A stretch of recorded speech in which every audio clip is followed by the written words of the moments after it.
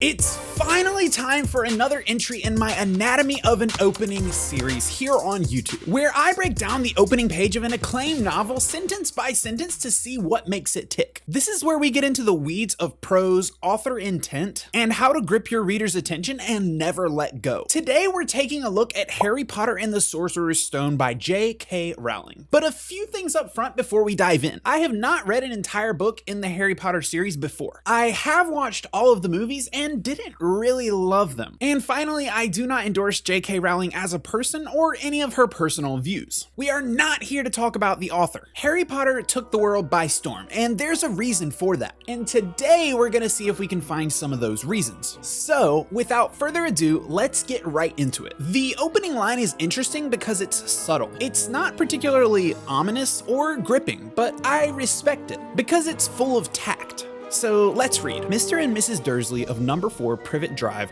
were proud to say that they were perfectly normal. Thank you very much. They were the last people you'd expect to be involved in anything strange or mysterious, because they just didn't hold with such nonsense. So right off the bat, it's interesting to note that the first character introductions we get are Mr. and Mrs. Dursley and not Harry Potter himself. Especially interesting because this is a middle grade novel, which also brings up an important note for us to remember when going through this page. This is a book for kids, so it will be written to kids to an extent. So there may be some prose choices that we might not always agree with. They might even seem too simple, but I assure you they are not. The most important part of this sentence is the end. We're proud to say that they were perfectly normal. Thank you very much. It's important because I like the flair that this adds right off the bat. Rowling isn't slapping you in the face with something bad is about to happen. She's just calmly signaling a few things with a simple line. The strongest part of this is the voice that's implied. You immediately start reading it with a sort of posh British accent and get similar humor vibes. Rowling is also asserting character voice of the Dursleys themselves without ever having them speak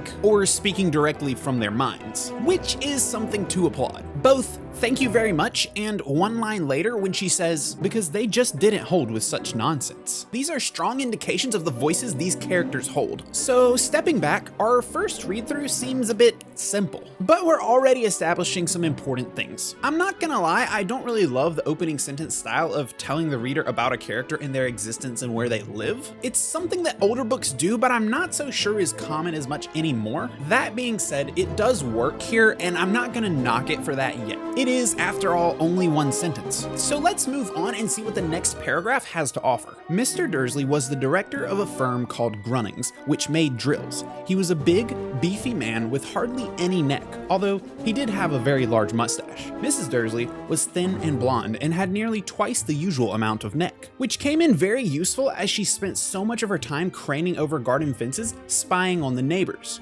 The Dursleys had a small son called Dudley, and in their opinion, there was no finer boy anywhere. Now, I've grouped that entire paragraph together because, frankly, it's mostly just description, a healthy dose of it. But most of it serves to establish character fairly well. Notice how each line of description implies something about the characters or the family that isn't exactly relevant to their physical looks, yet they tie in beautifully. We're getting visual representations, but we're also learning a lot about personality. This is just good craft. I will admit, I don't really love some of the prose minutia here, like big, beefy man with hardly any neck. Some of these words could be trimmed up, but that's for an editor to decide. So early on, muddying the page with professions of side characters is an interesting choice, because we've still yet to receive much of anything resembling a hook, but we'll give it a little more time. The next section reads, the Dursleys had everything they wanted, but they also had a secret, and their greatest fear was that someone would discover it.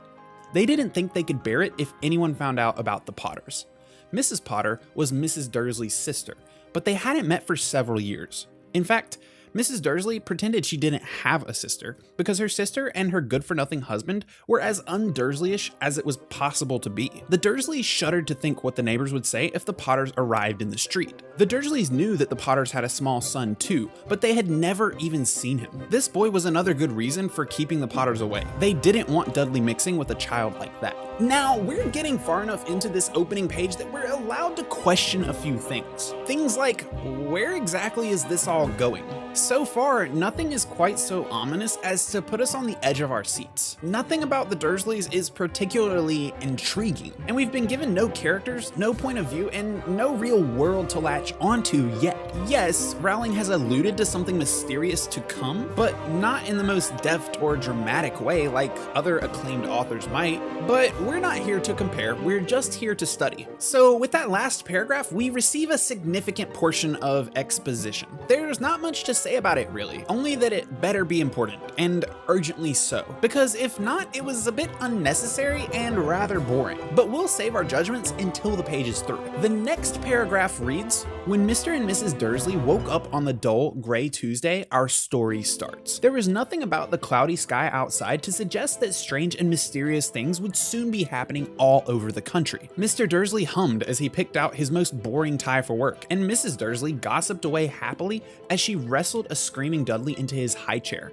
None of them noticed a large, tawny owl flutter past the window." Now, we're almost through with this first page, and I'm still wondering where this is all going. We've announced that the story is starting now, so I'm looking for anything of interest. And so far, we only get a large owl flying past the window. Clearly, I know the story, and I know what happens next. But if I were an unfamiliar reader, what would be going through my head right now? Before making a judgment, we do have to consider the age that this novel targets. Given that the first book in this series is middle grade, it's generous for us to pretend that we're rather young children. So it's okay that the prose is kind of simple and relies on a distinctly British tone of voice. All that said, only in the last line, none of them noticed a large tawny owl flutter past the window. Do we get anything of real interest? We've established that the Dursleys are boring and unlikable. I'll give Rowling that. But otherwise, I'm a little bored. And the simple appearance of an owl is not really doing much for me. But let's read on and see where it goes. At 8:30,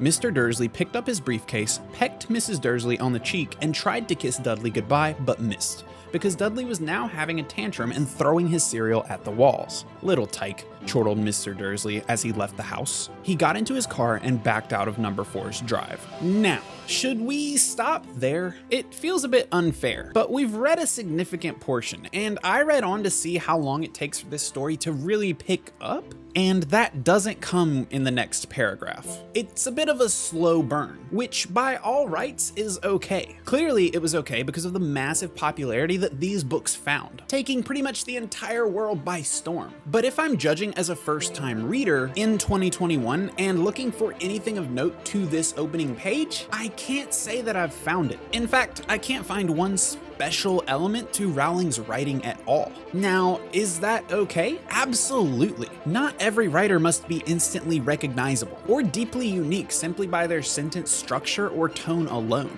I'm only noting it for the sake of this piece. I have to conclude that this is a rather weak first page, but something that I find common with a lot of books that start large series. They can often be slow to start, but the question is, how slow is too slow? And is there a lot of fat on this page that I feel like could be trimmed up? Yeah. So there you have it. The page essentially establishes the Dursleys. Does it do a good job of that? I'd say so, but is that a great aim for hooking new readers? I don't really think so. But at some point I have to say, who am I to judge? Because when you put up sales like Rowling did, it's really hard to argue. It even feels disrespectful to critique in that way. I'm sure that the story picks up and becomes gripping soon after the first page. After all, the first page can only be so long and include so much, so I won't count that against the entire book. But what is the takeaway, you might ask? Well, it might be that it's okay to relax, to start a little bit slow, to let the story tell itself and not come out the gate swinging with everything that you've got. You don't have to have the most unique voice or elegant words, or even the most gripping hook. Everything doesn't have to fit into these little check-marked boxes to be valuable. And that's important. I think I needed to hear that myself. So with that, I leave you. What are your thoughts on this first page? Let me know in the comments below. Otherwise, be sure to like this video and subscribe to the channel for future videos like this, and I will see you guys in the next one.